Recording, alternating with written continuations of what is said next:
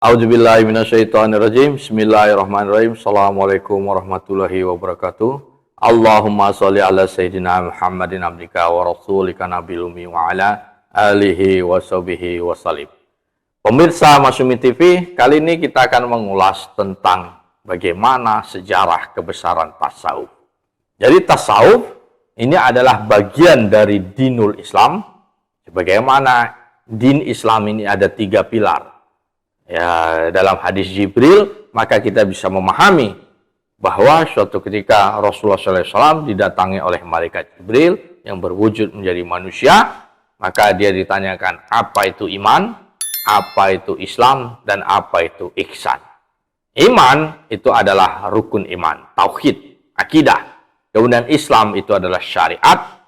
Ihsan ini adalah seolah-olah bagaimana jalan kita agar beribadah, seolah-olah kita bisa melihat Allah Subhanahu wa taala.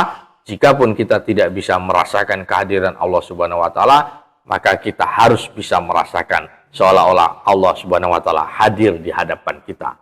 Nah, inilah ilmu ihsan. Nah, jadi dalam penerapannya, iman itu adalah akidah. Maka dalam bab akidah, ini adalah pondasi dari paham Ahlus Sunnah wal Jamaah. Bagaimana kita paham, Imam Asy'ari memberikan kita rumusan sifat wajib 20, sifat Allah yang wajib diketahui, maka ini adalah rumusan dari akidah Ahlus Sunnah wal Jamaah. Nah, di luar dari sifat 20, maka ini seolah dianggap bisa keluar dari akidah Ahlus Sunnah wal Jamaah. Nah, demikianlah rumusan untuk memahami pengajaran akidah dalam Al-Quran dan Sunnah. Maka Asy'ariyah maupun Maturidiyah ini dijadikan pondasi dasar, parameter untuk mengukur apakah suatu paham yang di luar dari Ahlussunnah wal Jamaah ini menyimpang. Misalnya bagaimana kesesatannya Syiah, bagaimana penyimpangannya kelompok Wahabi, bagaimana penyimpangan kelompok lain-lainnya, maka ini diukur dalam bab akidah. Gitu, karena bab akidah ini adalah parameter untuk menentukan bagaimana suatu paham itu merujuk Al-Quran dan Sunnah atau tidak. Kemudian ada bab syariat. Nah, bab syariat ini adalah ekses dari bab akidah. Itu. Nah, hari ini syariat dalam posisi runtuh. Tidak ada syariat Islam tegak secara kafah di muka bumi hari ini. Nah, jadi syariat, kata Ibnu Taimiyah, adalah ibadah dan muamalah. Apa itu ibadah? Ibadah ini adalah rukun Islam. Mulai dari syahadat, sholat, syaum, zakat, syaum, dan haji. Jadi ini adalah rukun Islam. Kemudian muamalah. Muamalah ini adalah segmen yang di luar dari ibadah. Nah, mulai dari tijarah, perdagangan, munakahat, jinayat, kemudian ada siasah, dan lain-lainnya. Nah, kalau dalam ibadah, maka kita masih bisa melaksanakannya. Ibadah syahadat, sholat, puasa, zakat, ini terjadi banyak sekali penyimpangan, bid'ah pada zaman hari ini. Kemudian haji, ini masih bisa dilaksanakan. Tapi dalam bab muamalah, inilah yang terjadi banyak masalah. Nah, jinayat hari ini tidak bisa kita laksanakan. Dalam bab tijarah, hari ini kita kalah dengan pola kapitalisme. Dalam bab munakahat, hari ini proses pengadilan dalam perceraian ini mengandung banyak sekali bid'ah. Nah, jadi inilah yang harus kita lihat, bahwa unsur muamalah hari ini terjadi banyak kekacauan dalam penerapan syariat. Sehingga ujungnya kita tidak bisa merasakan bagaimana syariat Islam bisa ditegakkan secara benar. Nah, dalam bab ihsan, ini juga menjadi korelasi yang sangat penting untuk bisa melaksanakan 2 pilar yang tadi. Jadi, Rasulullah SAW bersabda, salah satu pilar itu runtuh, maka dinul Islam akan runtuh. Jadi 3 pilar tadi, iman, Islam, dan ihsan, ini haruslah tegak dengan kokoh. Nah, ihsan ini adalah bagaimana penerapan akhlak. Nah, jalan untuk penerapan akhlak inilah dilakukan dengan pola tarekah atau kita kenal dengan tasawuf. Jadi tasawuf Muncul sejak abad ke-20, terjadi banyak dialektika bahwa seolah-olah ini bukan bagian dari Islam. Seolah-olah ini adalah suatu hal yang bid'ah atau yang baru. Ada yang mengatakan ini baru muncul sejak era pengajaran Syekh Abdul Qadir Al-Jilani. Nah, jadi inilah yang harus diluruskan, bahwa kita harus melihatnya dari sudut pandang historis. Bagaimana tasawuf ini mewarnai kejayaan Islam sejak era dulu. Jadi, dari Madinah Al-Munawwarah, Sayyidina Rasulullah SAW mengajarkan 3 hal tadi. Iman, Islam, dan ihsan ini kepada para sahabat. Para sahabat ini adalah murid-murid Sayyidina Rasulullah SAW, yang satu orang sahabat saja, jika itu dikirimkan ke belahan bumi manapun, maka dia akan ibarat bintang yang menerangi bumi. Maka kita bisa melihat Sayyidina Sa'ad bin Abi Waqqas dikirim ke Cina. Kemudian ada Abu Ayyub Al-Anshari, itu ada di wilayah Turki. Kemudian kita bisa melihat para sahabat Rasulullah SAW berada di kota Barus, di Nusantara. Jadi begitulah dulu penyebaran dakwah Islam. Jadi dakwah Islam itu bukan dilakukan dengan sambilan. Sejarah, dalam buku sejarah Indonesia disebutkan bahwa Islam di Nusantara ini masuk melalui pedagang Gujarat. Jadi seolah-olah orang sambil berdagang, sambil berdakwah. Ini adalah kesesatan yang nyata. Karena dakwah dalam Islam itu adalah tujuan utama. Berdagang itu adalah sambilan. Jadi bukan terbalik. Jadi bukan orang berdagang sambil berdakwah, bukan. Tapi dakwah itu adalah orientasi utamanya. Tapi kemudian berdagang itu adalah sebagai sambilannya.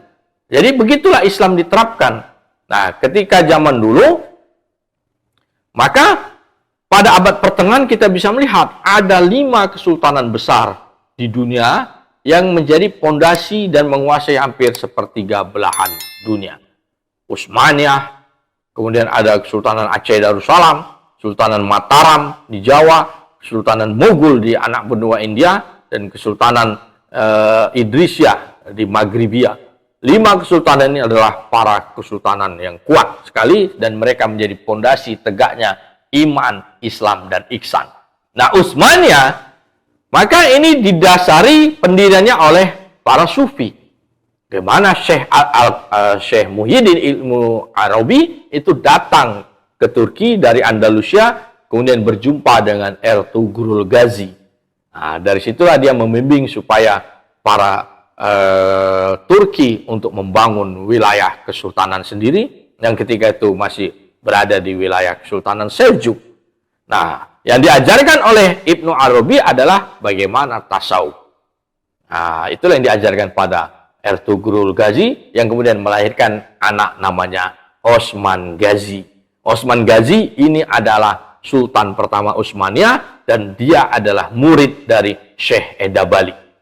Nah, jadi yang diajarkan oleh Osman Ghazi ini adalah tasawufi.